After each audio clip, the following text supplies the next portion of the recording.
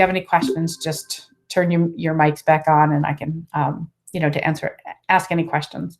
So welcome to our mini webinar on Sora. As always, unmute your microphone when you have questions. If you want to leave it muted, that helps with background noise. If you want to shut off your camera, you're welcome to as well. This is being recorded. If you can drop a hello in the chat, that way I can make sure I get all of you for attendance. I'm going to take attendance too, but if you drop that hello, it gives me that double way to check if for some reason my attendance doesn't work. So thank you for that. While you're doing that hello, if you can also drop in the chat, have you ever used Sora? That helps me out as well to know where the group is as we're going through. Hellos, wonderful. A lot of nevers. Good, used it, perfect. First time last week. Oh, I love it. Limited use, never used it. You are going to love Sora. I'm an avid reader. I love to read books. I was never an audiobook fan because I always thought I would get too distracted, but I've been doing audiobooks on Sora and have absolutely fell in love with what it can do and how it works. And I've been doing a ton of audiobooks that way that I've never done before, but it has regular books too. It's not just audio. So now I'm like, okay, I love audiobooks. They're great on long drives. When I go out for walks, I spent a couple weeks with my mom. She was sick. So I spent a couple weeks with her in January, and every day to take a little break from everything, I went outside and took a walk and I listened to on Sora, The Immortal Life of Henrietta Lacks, because I had never read it, and I'm so glad I did. I'm so glad I did it that way because it did the pronunciations of the words the way they would have actually been spoken. So it was a great way to actually do an audiobook. I learned so much, and I'm excited to show you guys the platform. So it looks like you all kind of put in that you're familiar with it. Some of you have used it, a lot of beginners. Wonderful.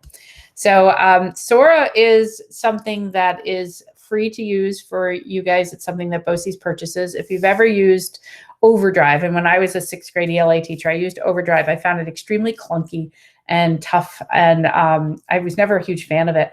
But Overdrive created this website called Sora over the past year, and Sora just changes the whole look of it. So let's go in. I do have a little slide presentation because that's what I do. And let's hit present. I don't think I've hit present my screen because you can't see it yet. Hang on. Present now, entire screen. There we go. Now you'll be able to see it. There we go. All right, so let's talk a little bit about what Sora is, and then we're going to jump right on the platform, spend the rest of the half hour there. So Sora is like a Netflix-style book borrowing program, and the why I say it's a program, or the way I say it's like Netflix, is that you see all of the book covers on your screen when you go in, so it feels very Netflix-like in the way that you are going to be able to see the books, which makes it really kid-friendly because they're used to Netflix. They're the Netflix YouTube generation where they're used to seeing an image, click on it, and off they go. So it's really great. It works on any device, so they can they can read books or listen to books on their computer, on a tablet, on a cell phone. It doesn't matter. It works on anything. And I can tell you in my household, we have iPhones, we have tablets, we have Chromebooks, we have MacBooks, and it works on all the devices. Kindles, it works great on that. It doesn't work on a Paperwhite, but it works on the Kindle Fires. So it works on all of it. I've already mentioned it as audiobooks because I've used those, but it also has, besides the ebooks, it has read-alongs.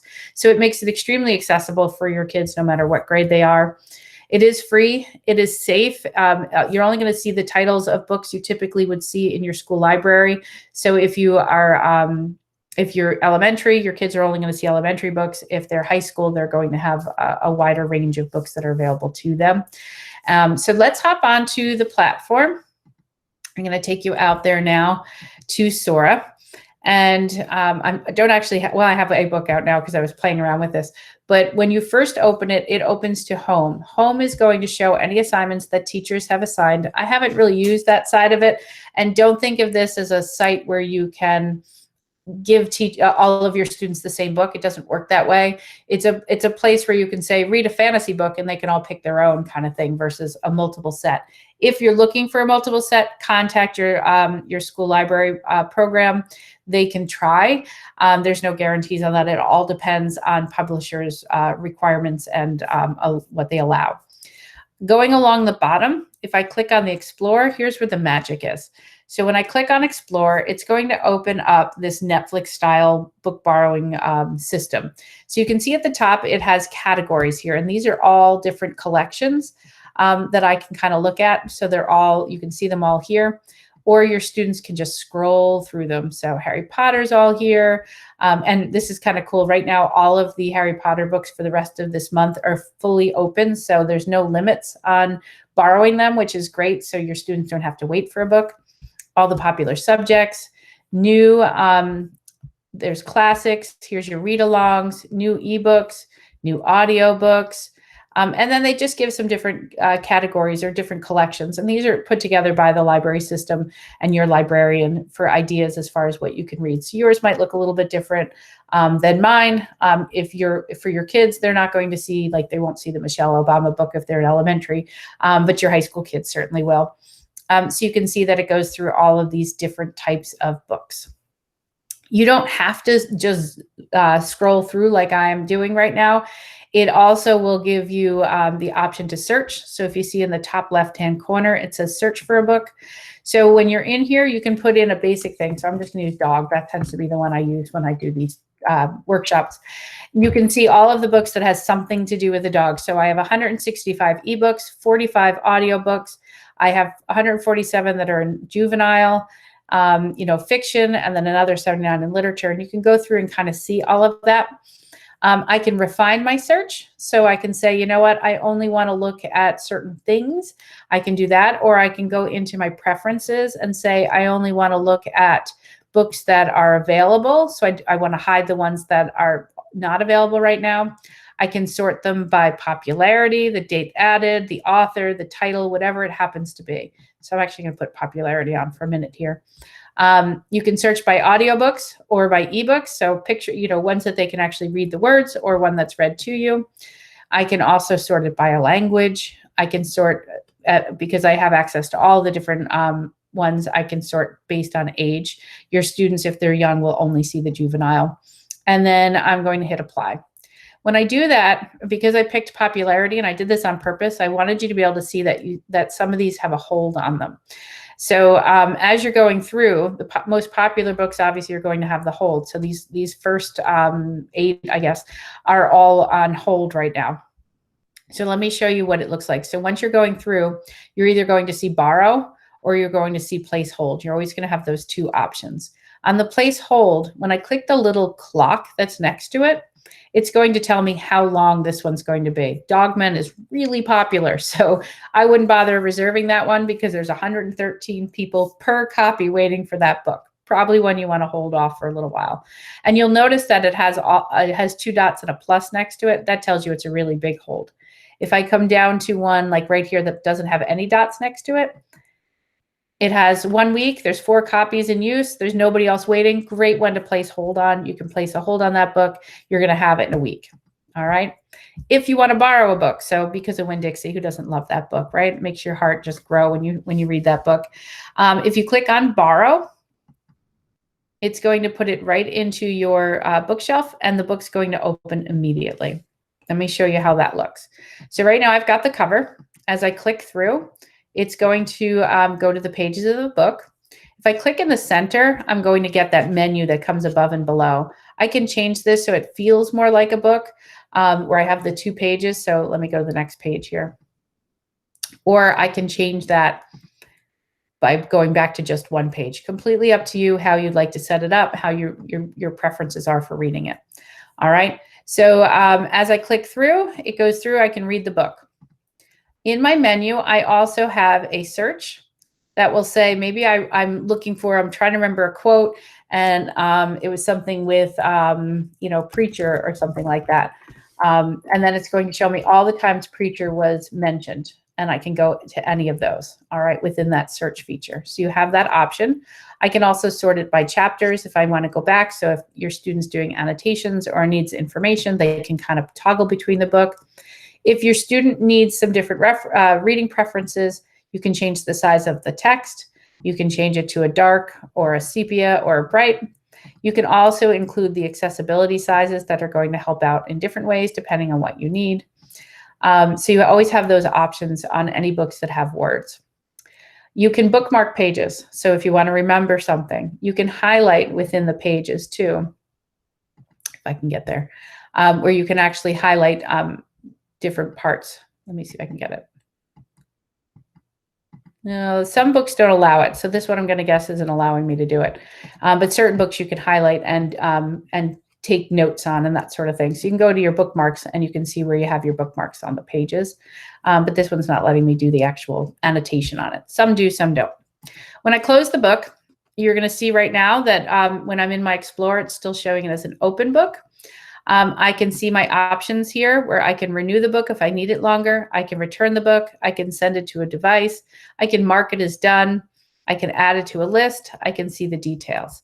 What's nice about Sora is any of these books that you have borrowed, they download to your device. So you don't need to have Wi-Fi while you're reading the book. You need to have Wi-Fi when you're taking out the book and when you're returning the book. But in between, while you're reading it, you don't need to have Wi-Fi. So it makes it a little more accessible for your students. Okay, so that's how you kind of search. You can use the Explore feature to kind of find things. You can change your preferences to be anything. You can just keep all of it open. However you want to do that through the searching feature, you can do the advanced searches right in here. Same idea as I just did. All right, moving along across the bottom, you'll notice we were in Explore. Now we're moving on to Shelf. On Shelf, you're going to see the books that you've borrowed, and you can borrow up to 3 at a time. So you can have 3 books on here at all times, or you can just have 1, whatever works for you. And then you can see when the books are due.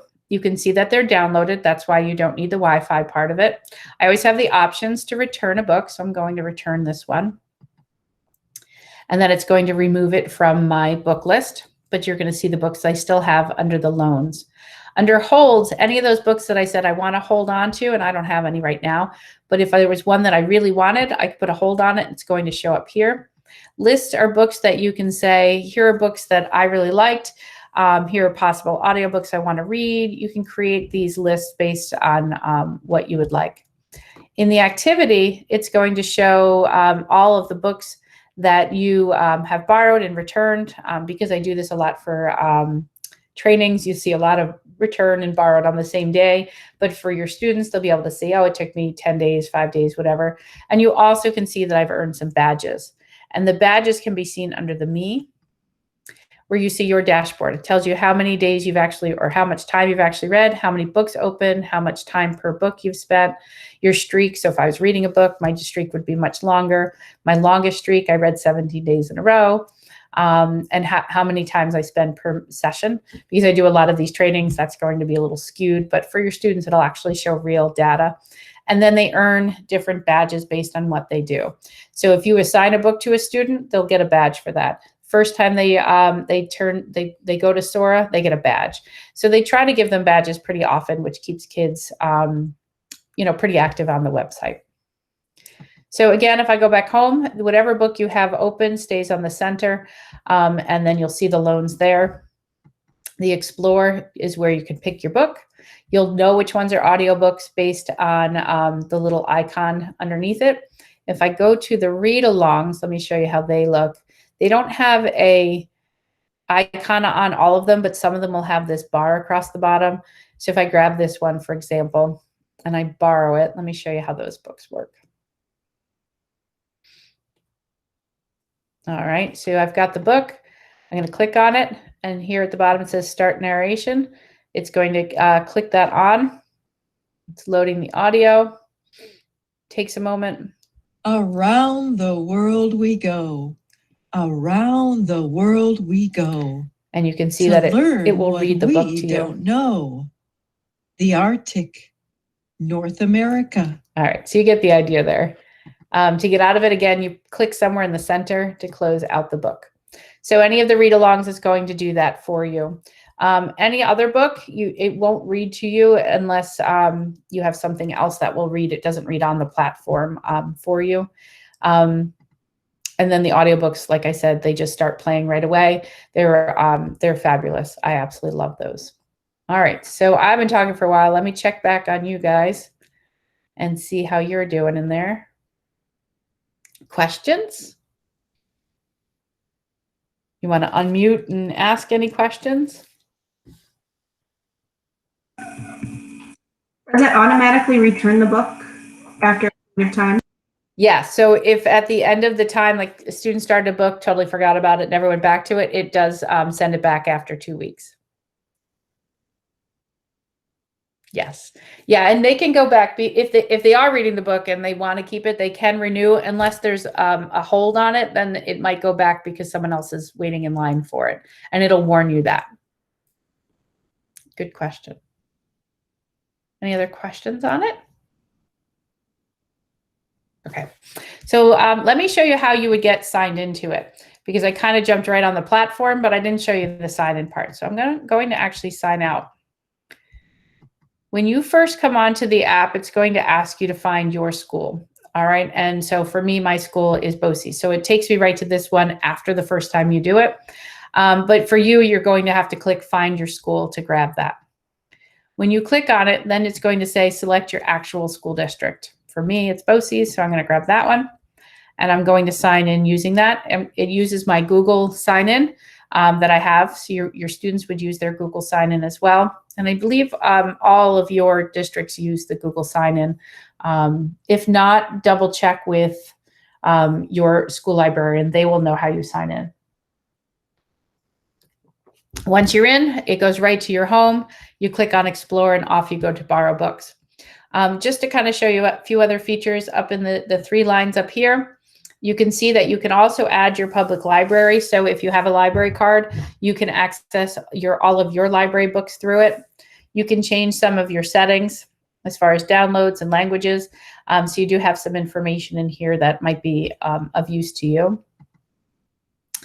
Like I said, you can always sort it by collections. So if you wanted to look at kindness and gratitude, they'll show you just books on that.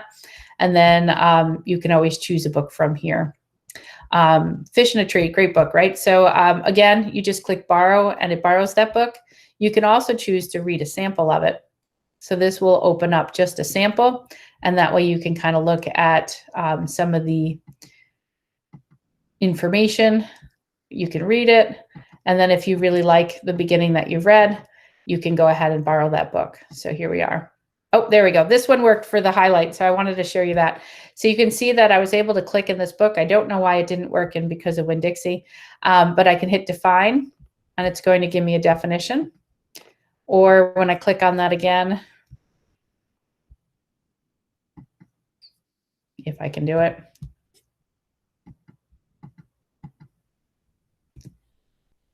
It's easier on my iPad than on here. Oh, come on. Have it to work.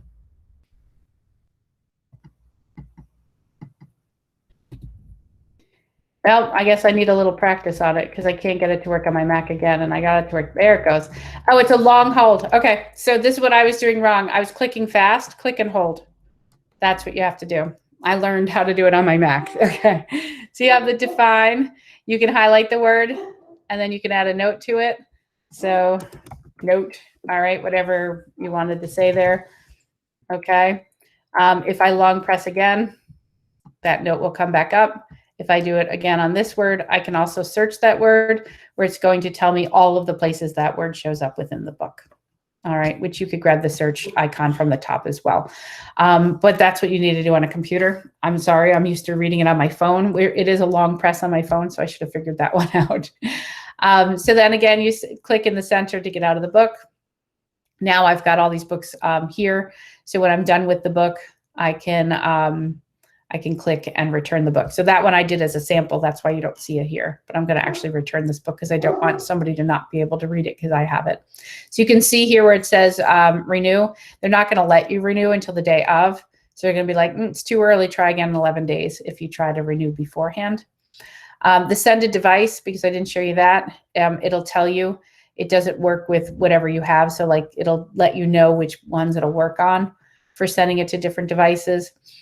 If you've read the book, you can mark it as done. And then that goes into, all right, I've done this one.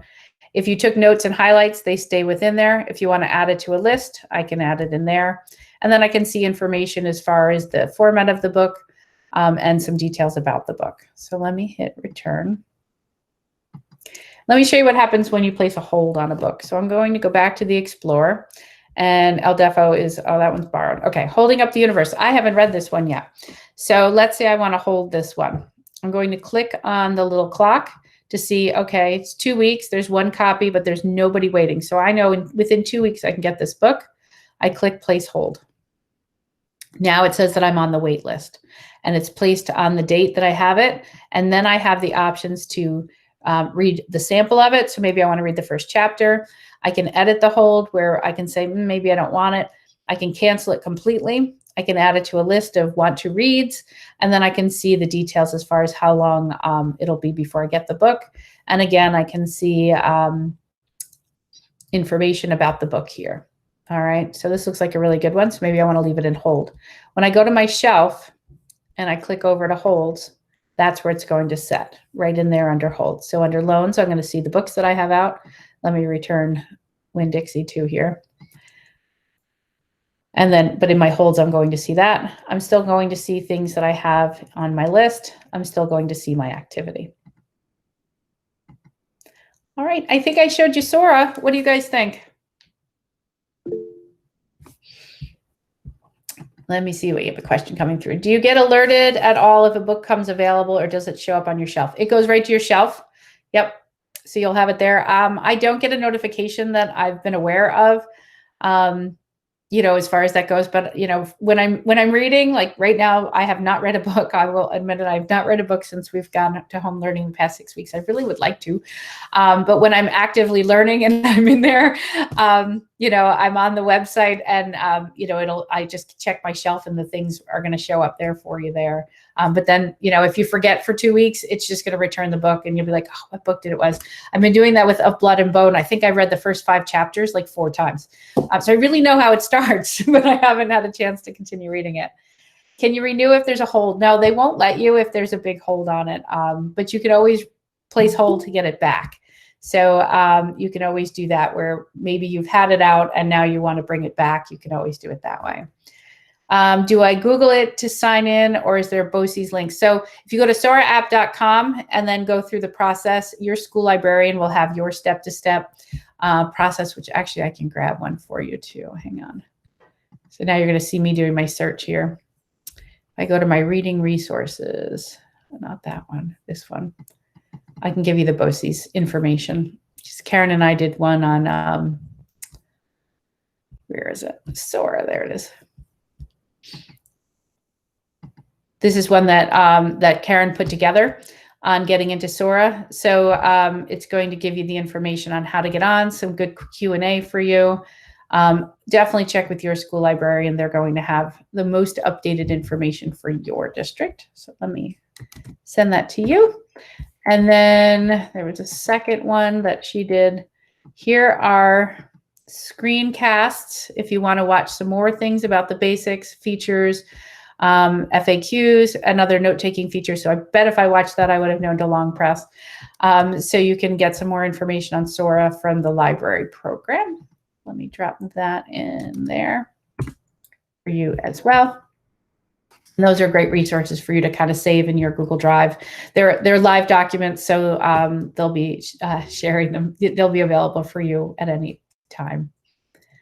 Any final thoughts, questions, ideas, book suggestions? I will finish up Blood and Bone. It's really good.